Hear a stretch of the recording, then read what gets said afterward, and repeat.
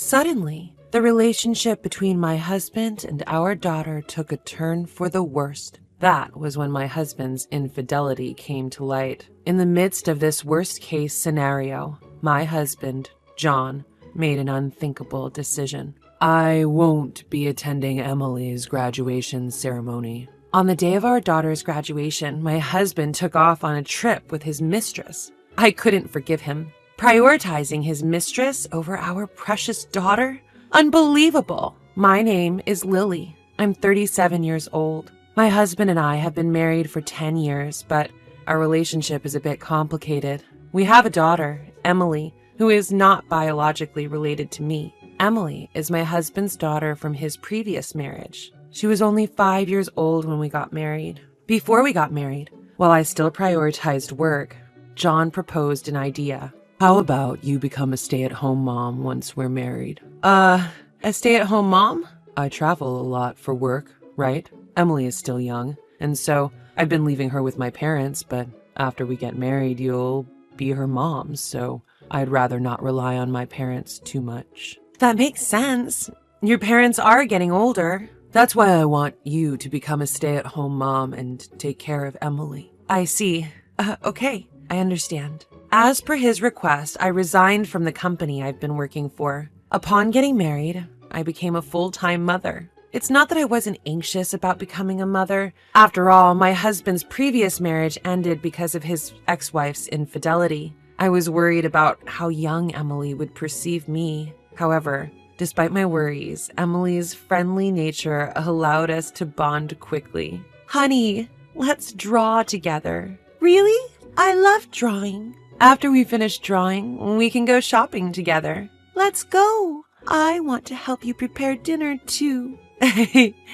Thank you. That makes me very happy. I've been doing my best to build a genuine mother-daughter relationship. The first time she called me mom, tears came out of happiness. Day by day, as I spent time with my daughter, my love for her grew deeper. Blood ties didn't matter. I saw her as my real daughter, and I continued to pour my love on her. Before I knew it, she was 15 years old, already an 8th grader. Perhaps it was the onset of adolescence, but I had started to feel a slight distance between us. Previously, she would always be home by 6 p.m. at the latest and would let me know if she was going to be late, but recently she's not often home until 8 p.m. That day, too, she arrived home past 9 p.m. with no prior communication. Welcome home. You came home late, didn't you? Dinner is ready. I'm back. Is Dad coming home late again today? Seems like another day of working late. Come on, let's go ahead and have dinner. Okay.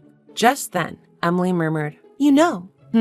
What's wrong? Well, you see. Yes? Never mind. It's nothing. Upon saying this, Emily went quiet. What just happened? She was definitely about to say something, wasn't she? Why did she stop midway? While I was concerned about her attitude, I knew it was a challenging age for her. I decided not to interrogate her, but to wait for her to talk to me voluntarily. Then, one day, when I got back from shopping, I found my husband at home earlier than usual. Furthermore, he was having a heated argument with Emily. I quickly intervened between the two. John, why are you raising your voice so much? Calm down.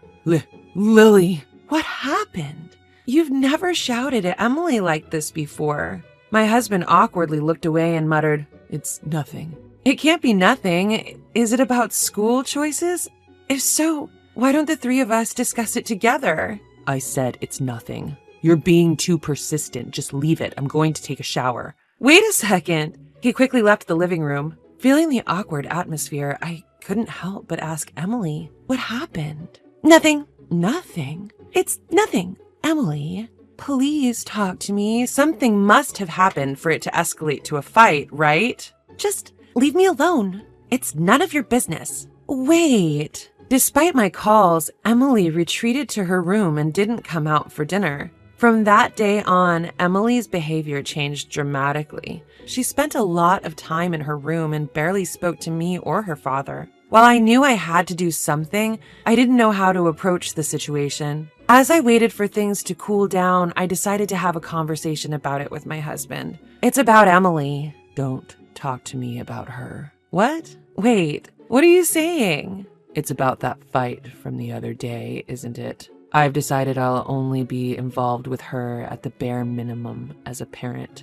What? Don't be so irresponsible. Emily must be struggling with something. I don't care. She rebelled against me. What's that supposed to mean? Despite my repeated inquiries, he refused to explain why they had argued. Eventually, my husband made a statement that made me question my own ears. I won't attend Emily's graduation ceremony. What? Wait a minute. A middle school graduation ceremony is a once-in-a-lifetime event? I don't care. I've decided not to go, so you go alone. No way. No matter how much I tried to persuade him, he refused to listen. I tried to invite him multiple times after, but he remained adamant about not going, consistently refusing. It's her graduation ceremony, for goodness sake. I don't want to upset Emily. I have to somehow convince him to attend. As I was waiting for the right moment to bring up the conversation again, something happened. While cleaning my husband's room as usual, I found an envelope wedged in a gap in his bookshelf. When I opened the envelope, I found 2 round-trip tickets for a train to Chicago. Why were there 2 of the same tickets? If it were a business trip, he wouldn't need 2, would he? That's when I realized. The departure date printed on the ticket was the same day as Emily's graduation. I had a bad feeling about this. I immediately hired a private investigator to confirm my suspicions. A few days later, my fears were confirmed. It was revealed that my husband had been having an affair behind my back. The investigator laid out a series of photographic pieces of evidence and calmly explained the findings. Well, it appears your husband is indeed having an affair. The other woman seems to be a junior colleague from his company. I see. I never noticed because he's been working late and traveling a lot for work. I hate to break it to you, but during our investigation period, not once did he work late. Every day he was either at the woman's house or out dining with her. I see. It seems he's planning to take a week's trip to Chicago with this woman. At that moment, both trust and affection for my husband vanished into thin air. I couldn't believe it. Not only was he having an affair while having a family, but he was also planning a trip with his mistress on our daughter's graduation day? I absolutely can't forgive this behavior. When I got home, I started looking for a new place to live so I would be ready to leave at any moment. I also made the decision to return to the job I'd once quit. I'll have the capability to thrive in any situation as long as I have a new place to live and a job. That's when I had a sudden realization. That is, none other than the presence of Emily. To be honest, I think of her as my real daughter and I love her from the bottom of my heart. Even if I were to get a divorce, I want to keep custody of her. But would she choose to stay with me, a non-biological mother? Wouldn't it be best for her to be with her father, who she has been with since she was born? Given the recent infidelity of my husband, I had become pessimistic about everything at this time. I had no confidence that she would choose me. At worst, I had to prepare myself for living alone. Since then, I have decided to cherish the time I had left with my daughter. On my days off, I invited her to go shopping, went to cafes together. Even if I get a divorce and we get separated, I'll make sure to hold on to the memories of these days. I engraved the joyful moments with her into my heart. While eating out together, I decided to casually bring up the topic of her graduation ceremony. Your dad said he can't make it to your graduation ceremony. Oh, really? I'm sorry. He seems to be busy with work, but I promise I'll be there. Okay, I'm fine with just you. I don't need anyone else. As expected, Emily's reaction was rather indifferent. Seeing my own daughter like this, I couldn't help but feel indescribable emotions. Graduation day has arrived. When I woke up in the morning, my husband was already gone. I guess he went on a trip with that mistress. Of course, I attended the graduation ceremony alone. As I watched my daughter receive her diploma, tears welled up in my eyes. She was so small when we first met. I don't want to let her go. My feelings were growing stronger, but I kept telling myself, it's time for me to decide. and forcibly suppressed my emotions. After the graduation ceremony ended smoothly, we returned home. Before my husband comes home, I'll tell Emily everything and leave the house. I had decided that, but when it came to it, I couldn't bring myself to start the conversation. As I hesitated for a moment, my daughter spoke up. "Hey, Mom, even if we're not biologically related, you're still my mom, right?" "What?" Despite being taken aback by her words, I confidently responded, "What are you saying? Of course I am. I'm always going to be your mom." "Yeah, I thought so. I'm glad to hear that." The moment I saw her smiling warmly, my heart instantly felt lighter. Now's the time. With that thought, I made up my mind and decided to open up and share everything. "Emily, I'm thinking of divorcing your father." "Yeah, I think that's a good idea." "What?" I was surprised at how easily she accepted the idea of divorce. Are you okay with it? The divorce, I mean?" "It's okay. You found out about his affair, didn't you?" "Wait, did you?" "Yeah, Dad's having an affair." "How did you?" "I happened to witness his affair that day. When I confronted him, we ended up in a big fight." That day she was referring to was the day that they had that loud argument some time ago. She had coincidentally spotted her father and his mistress in public and confronted him, which ended up turning into a heated argument. My eyes started to burn, and my vision became blurry. Was she carrying this burden all by herself this entire time? The thought made my chest tighten with unease. Holding back my tears, I looked Emily straight in the eye. "You can choose who you want to be with. It's your decision." "What are you talking about? I am definitely going with you." "Are you sure?" "Of course. I don't need a dad who cheats when he has a family at home. He's not worth being around." "Emily, you're my only family." I tightly embraced her. That's how it was decided that I would take her in. Our actions following this were quick. We somehow managed to complete the move before my husband returned from his trip, carrying our belongings into the new house we'd already contracted. Since I had everything planned ahead, the process ended up being quicker than I expected. 1 week later, seemingly noticing the divorce papers on the desk, my husband called. "Hey, Lily, what the hell is this about these divorce papers?" "They mean exactly what you think. Let's get a divorce." "Are you still mad about me missing the graduation ceremony?" "It was because of work. I had no other choice." I was utterly disgusted with my husband, who even now was still trying to play dumb. "Work. Right. What's that supposed to mean? I'm always busy with my business trips. By the way, did you attend the graduation ceremony as planned?" "Yes. Next, it's time for me and Emily to graduate from you." "Huh? What are you?" "Did you have fun? Your trip with your junior colleague? Mary, was it?" What are you talking about?" "Then explain what this is about." Upon sending the evidence photos from the detective via iMessage, my husband became visibly shaken and struggled to find his words. Why would you secretly take photos like this? Are you a stalker? That's disgusting." "Getting involved with women at work is far more disgusting." "What?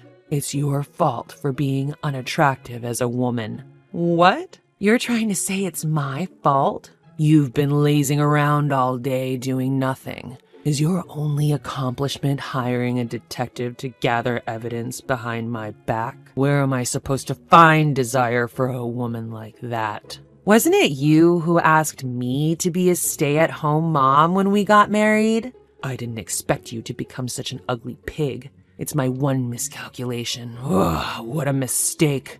I vented my rage at him without holding back. "By the way, make sure to submit those divorce papers, all right? Oh, and I'll be properly claiming alimony as well as child support, so be prepared for that." Wait a minute. Emily is my child. Are you planning to take her without my permission?" "Yes. Emily made her own decision. She wants to be with me, not you." "No way. I'm the one who shares blood with Emily. There's no way she'd choose a stranger like you." The moment I heard those words, my patience snapped. "Huh? Who's talking? Who decided to go on a trip with a mistress instead of attending his dear daughter's graduation ceremony? You should be embarrassed." You, how dare you go that far? Being married to someone like you is nothing but a dark chapter of my life. Our marriage is over. Emily and I are going to live together, never show up in front of us again. My daughter gently rubs my back, giving me strength after my impassioned outburst. She then snatches the phone to speak her piece to her father. Hello, Dad? Emily, what the hell are you?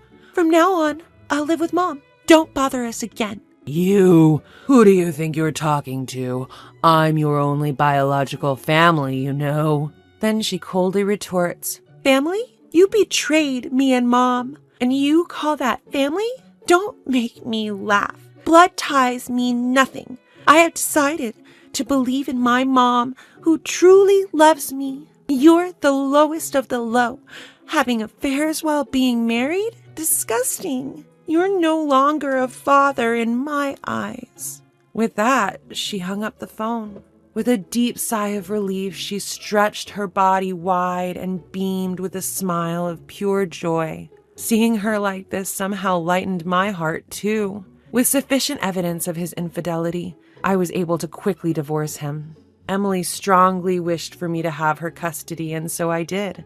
Through a lawyer, I demanded compensation from his mistress and also made sure he paid alimony in addition to that. Chan's mistress was outraged at being sued and immediately broke up with him. Moreover, as she spread the story of their breakup at work, his reputation plummeted.